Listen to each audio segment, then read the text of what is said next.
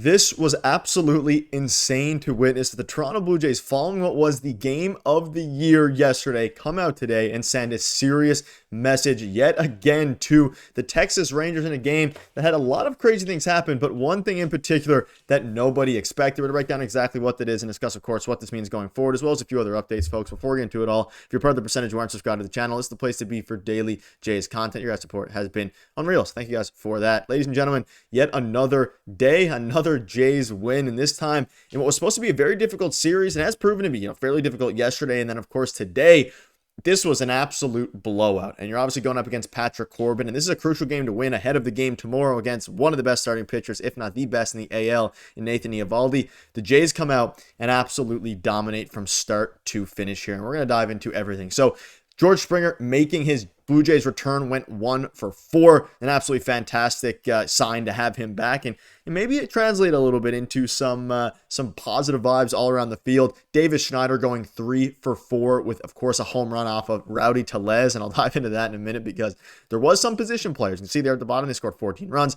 Vladdy over 3 with a walk, a little bit unfortunate for him. Ty France with a hit, Bichette with a couple knocks, Alejandro Kirk, nothing today. Dalton Varsho with a very good game, including a home run off a real, actual pitcher. He went 3 for 3. And of course, the story of the entire day today was Myles Straw hitting not 1 but 2 home runs, and I believe in back-to-back innings. And if you had on your bingo card Alejandro Kirk stealing a base and then Myles Straw hitting back-to-back home runs in 2 days in a row, or one day and then followed by the next day, then go buy a lottery ticket, because that was one of the crazier things I've ever seen. Is Myles Straw, somebody who went a very long time without even getting a home run, comes out and hits back-to-back innings, and neither of them were cheap shots either. Both of them were well gone, and both of them were absolutely, he didn't get shorted in any of these home runs. And obviously, coming into this game, we'll dive into the pitching staff and everything like that.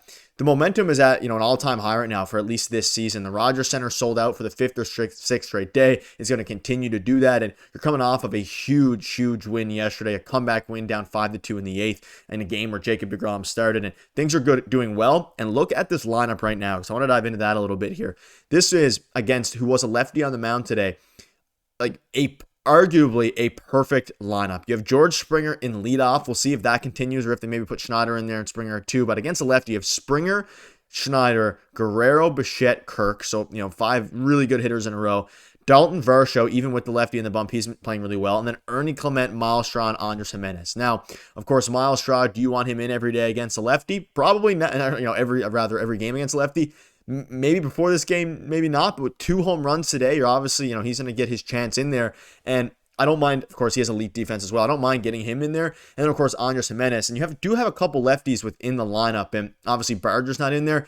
If a playoff game started and there's a lefty in the bump, would John Schneider put, Barger in maybe instead of somebody else, and maybe even instead of Straw? That's obviously the question mark. But for today, Myles Straw absolutely dominated and did exactly what he had to do. And then, of course, Nathan Lucas with a, pinch hit there. But this is the lineup you can have, and it's a really deep 1 through 7. You have 7 really good players. Really 1 through 9. It's all very deep. And of course, Myles Straw today, he had 4 hits. He was the star of the show with the 2 home runs. And this goes to show when Springer's healthy, he looked good. And the important thing today was, of course, him to remain healthy and not, in a blowout game like this, no injuries. That's obviously the number one, the first and utmost priorities, no injuries.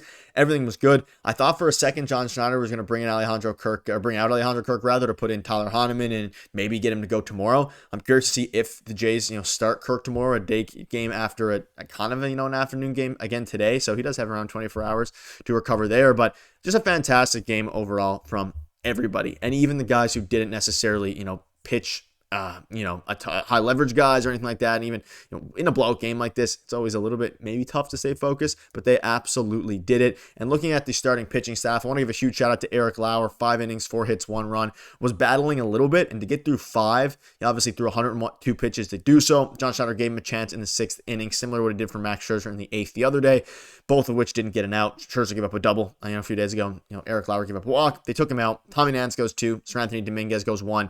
And obviously, because they're up by so much, they were able to use a position player. Tyler Heineman goes 1, which allows them to save Jeff Hoffman, Brendan Little, Louis Verland, all these different guys now for tomorrow's game, in which you are going to attempt to sweep the Texas Rangers in a series where they were starting DeGrom and Nathan Eovaldi. And tomorrow's going to be the toughest matchup by far. You have José Berríos in the bump. We'll dive into that more in a little bit. But huge shout out to Eric Lauer. And as Shane Bieber now is ready for a return. They obviously, we assume, won't activate him until the days in a pitch, which is either the Wednesday or the Friday. In the meantime, like in the interim rather, he is going to be, it's going to be interesting to see rather what the front office does with the starting pitching staff. Do they go to a 6-man rotation? Do they maybe put Chris Bassett in the bullpen, which he apparently has been at least willing to somewhat consider? That's going to be the question. But what I do know is you cannot take Eric Lauer out of the starting rotation. He obviously had a little bit of a rough go against the Dodgers last time, but even that wasn't an awful start. The Dodgers were just on fire. To go through 5 innings, 1 run against an admittedly pretty rough team in the Texas Rangers right now. Did everything we can. And again, you saved your high leverage guys. I mean, Sir Anthony Dominguez, he is probably considered a high leverage arm for sure, but he hasn't pitched much lately, struggled a little bit, especially in that Giants series. And of course, he struggled a little bit in the Dodgers series. So it's interesting there, but they're now atop of the AL. The Red Sox seemingly going to win this afternoon. That means the Jays remain 5 games up. Would have been nice to, of course, get some, gain some ground. But you also have to keep in mind here, the Jays currently, they're obviously going for the AL East win. You're also fighting for a top 2 seed in the AL because only the first and second seed in the American League gets a bye through the wild card. The current 3rd seed is Houston Astros. The Jays now have 5 more wins. They have 73. The Astros, as of the time of recording, have 68. You're in a very, very good spot here. So you're also fighting the top of the AL alongside, trying to win the AL East. And the Red Sox also have a very easy schedule going forward. But the Jays, if they can take care of business tomorrow, but even if they don't, this has already been a very successful homestand. And even if, again, they lose tomorrow, whatever it is, you have a bit of an easier stretch coming up. You do face Paul Skeens on Monday, but after that, you play teams that are a little bit easier before going into the Brewers. Of course, you play the Marlins soon. Then you, of course, play the Brewers. You also have the Yankees down the stretch at some point. You have the Red Sox down the stretch at some point, like into the September. So it's going to be interesting there, but it's very, very exciting. And I wanted to point out a couple more stats here. With 2 home runs today, Miles Straw has tied his career high with 4, and you can see there 1.8 BWAR entering play today. So for a guy who a lot of fans, myself included, were a little bit disappointed in, of course, they traded for him. They took on his salary, which I believe has another year after this one, in order to make space for Roki Sasaki. So far, obviously in the future, you're probably rather Roki Sasaki, but the Jays have gotten the better end of this deal. He's been a crucial clubhouse player, been a crucial player on the field, and it's one that I think if you're the Toronto Blue Jays, I mean, you do every single day.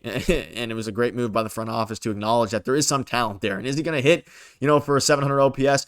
Probably not, but he is an elite defender, an elite clubhouse presence, and at the end of the day, he's going to be very valuable, I think, in the playoffs as a defensive replacement, a base stealer, pinch runner, everything like that. But folks, that'll wrap it up. Yet another Jays win, and a big game tomorrow to go for the sweep as this team continues to dominate and the crowds continue to get louder and louder, bigger and bigger, and we're entering a big stretch of play. And also enjoy tomorrow's game because it'll be Buck Martinez's last game for a little bit. He's taking a couple weeks off after this one, so enjoy that. We'll see you guys in tomorrow's video.